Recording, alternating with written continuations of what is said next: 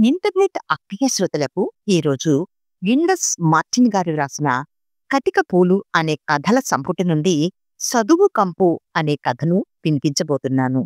Indus Martin గారు గుంటూరు జిల్లా పొన్నూరు ప్రాంతం యొక్క దళితుల జీవన విధానం కళ్లకు కట్టినట్టుగా చక్కటి బాల్య జ్ఞాపకాలతో వారి అనుభవాలను క్రోడీకరించి రాసిన పుస్తకం కటిక పూలు. ఈ కథల సంపుటిలో 25 కథలు రాశారు. ఈ కథా సంపుటి ఈయనకు మంచి పేరు తీసుకొచ్చింది. సహజ సిద్ధమైన భాషతో పాటు వాస్తవ చిత్రణ పాత్రలు, ఆయా నేపథ్యాలు ఈ కథల్లో కనిపిస్తాయి. మరీక చదువు కంపు కథ వింటారా? తెల్లారగట్ట 2ంటికి జ్ఞాపకం వచ్చింది పిల్లం కూడాట. ఏమన్నా అనుకోని మా పొన్నూరు దస్తగిరి గారికి ఫోన్ చేసేశా.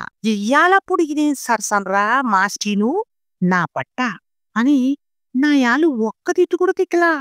మొత్తం లా లెక్కని బుక్క తిప్పుకోకుండా అప్పు చెప్పాడు. బెల్లం కొడుసుకోరిని లా అని పిలిచేవాళ్ళం. ఏక్ ఎక్కం దో దుక్కి తీన్ తిక్క చార్ చక్ పాంచ్ పగ్గం చేగ సాక్ సద్ది ఆట్ అర్క నౌ నాట్ చిటుక్కులగ్గం. ఏందో లంక బీతల లకసం తెలిసిపోయినట్టు మనసులో మా చెడ్డ కుశలం అనిపించింది. గాజులపాలెం బళ్ళో మా మాస్టర్ గోర్లు 3వ క్లాసు నుండి ఆడ్నే మానిటర్ ఎందుకు చేసేవాళ్ళో నాకు ఎప్పుడుగాని బుర్రకెక్కలా. దస్తగిరి నాతో పాటు పొన్నూరులోని గాజులపాలెం బళ్ళో 2 నుంచి 5 దాకా చదువుకున్నాడు. సాయిబులపేట నుంచి వచ్చేవాడు. మా బళ్ళో ఎక్కువ మంది గాజులుండి ఆ పేటలో దాదాపు అన్ని కుటుంబాలు గాజులు తయారు చేసి మూట కట్టుకుని ఊరూరా తిరుగుతా అమ్ముకుంటా ఉండేవాళ్ళు. మా బళ్ళో పనిచేసే జ్యోతుల సువత్తమ్మ గారు, కాన్ మాస్టారు బాగా చదువు చెప్పేవాళ్ళని పేరు. అందుకని మా బడి మంచి కిటకటలాడతా ఊడే కోళ్ల ఫామ్మల్లి భారీగా ఉండేది. బడి మొత్తానికి 2 సాయిబు పిల్లలు, పఠాన్ గౌసియా ఖాన్, షేక్ దస్తగిరి. గౌసియా ఖాన్ అప్పట్లోనే హైదరాబాద్ నుంచి వచ్చి పొన్నూరులో చదువుకునేది. అలా నాయన ఏడకో కొయిటంట. ఆడుగు పోయేతలకి వాళ్ళ అమ్మ 2 తమ్ముడితో అమ్మమ్మగారి ఊరిన పొన్నూరొచ్చి మా బళ్ళో చేరింది. మా దస్తగిరి శిలారు కొడుకు. ఆయన పేరేదో తెలవదు గాని అందరూ శిలారు సాయిబు అని పిలిచేవాళ్ళు. సుబ్బారాయ్ పిక్చర్ ప్యాలెస్ ఎదురుగా వాళ్ళ నాయనకి గుట్టలు కుట్టే మిసిరు కొట్టుంది.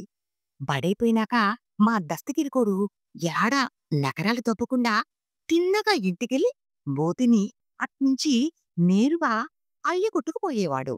ఎప్పుడన్నా మాటేలా పోకులేరుకోవడానికో కాశీ మిఠాయి కొనుక్కోవడానికో ఆ కేపెళ్తే ఆడు ఆళ్ళ అయ్య మెసును పక్కన ఇరుక్కును కూకుని సొక్కలకు కాజాలు, జాకెట్లకు ఒక్కులు కుడతా ఉండేవాడు. ఆడ్నే మేము కాసేపు ఆగి ఆడి పనితనాన్ని చూసి యమా కుశాల పడేవాళ్ళం. మాతో మాట్లాడతానే గుండీ బొక్కల్లోకి సూదిని గురిగా దించడం యమ బ్రహ్మాండంగా ఉండేది. మధ్య మధ్యలో ఎవరైనా సొక్కానో ప్యాంటునో కుట్టించుకోవడానికి ఆ కొట్టుకొచ్చి కొలతలు తీసుకోమంటే వాళ్ళ నాయన కొలతల టేపుతో కొలుత్తా చెబుతా ఉంటే వీడు ఆ ఆ అంటా ఊకొట్టేవాడే గాని యాడ రాసుకోకపోయేవాడు. ఒక్కో పాలి 3 4 ఒకేసారి వచ్చేవాళ్ళు. అప్పుడు మా దస్తగిరికోడు అట్టా ఊకొడుతూనే ఉండేవాడు. వాళ్ళెళ్ళిపోయినాక వాళ్ళ నాయన మెల్లిగా ఆది లెక్కల బొక్కు తీసి అడిగితే బీరుకోకుండా మొత్తం కంటతా చెప్పేవాడు. బడి మూసేసే ముందు పిల్లకాయలందర్నీ ఆరు బయటే కూకోబెట్టి అందరి చేత అరచి అరచి చెప్పించే చైత్రం, వైశాఖం, తెవవా, ఇబవా ఇట్లాంటి కంటతా పాటలన్నీ మా దస్తగిరి గోడు చేతే చెప్పించేవాళ్ళు మా మేస్టరు. ఒక పాలి బడికి రాకపోతే తెల్లారి పొంతులు గోరు ఎందుకు రాలేదురా ఏదవా అని నిలదీస్తే ఆడు చెప్పిన ఆన్సర్ ఇది మేమందరం లాగుల్లో లాకులెత్తేసాము. సినిమాకెళ్ళానండి. నేను, మా అమ్మి, అబ్బా, బాయ్ అందరం పోయాం. యారా బడి ఎగదొబ్బి సినిమాకెడతావా రాస్కెల్, రారా ఇక్కడికొచ్చి మొత్తం కథంతా చెప్పు అని రంకిలేసింది మా సోర్తమ్మ పొంతులమ్మ గారు. అప్పుడు మా క్లాస్ అంతటి ముందు నిలబడి ఆడు చెప్పిన అడవిరాముడు సినిమా విత్ మ్యూజిక్ నా జనమలో మరిసిపోలేననుకోండబ్బా.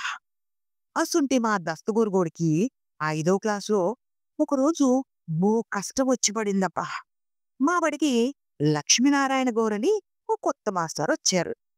అనుకొనుకుగా ఉడికినటువంటి ఓరిబో వంట అటువంటి తెల్లటి పంచి లాల్చీ వేసుకుని మొఖానికి ఈ బూది మధ్యలో కుంకుమ పట్టించి మామిడికాయ పచ్చడి మీద నుంచి తీసిన తేట నూనె రంగులో సుట్టానికి యమ లెవెలుగా ఉండేవాడు. సుమతి శతకం, యామన పద్యాలు మంచి మాల్పోసి రాగంలో పాడేవాడు. ఇంకా ఇసబ్బాలు కుడిపెచ్చడానికొచ్చిన పోతన రాక్షసి కిష్టుడు సంపే కథను నా సామిరంగా మెలేసి కలేసి వారం దినాల్లో రంజుగా చెప్పేవాడు. అట్టాంటి మడిసి మా దస్తగిరిగోని చూస్తే ఎలపరిచుకునేటోడు. దస్తగిరిగోడు పక్కన నిలబడితే యాదర కంపనేటోడు. దగ్గరకు జరిగితే బెత్తంతో పొట్లో పొడిచేటోడు. ఎప్పుడన్నా తెలుగు వాచకం తీసుకురాకపోతే అందరి ముందు ఆణ్ణి రేయ్ పాకిస్తాన్ పిలక పీకేస్తాన్ అని బెదిరించేటోడు. ఆయన పుణ్యమా అని బళ్ళోని పిల్లకాయలందరూ ఆ పాకిస్తాన్ అని పిలవడం మొదలుపెట్టారు. మిగతా పిల్లకాయలు ఏదన్నా సిల్లరపు పనులు చేస్తే ఒంగోబెట్టి ఈకి మీద గబి గబని గుద్దినేస్తారు.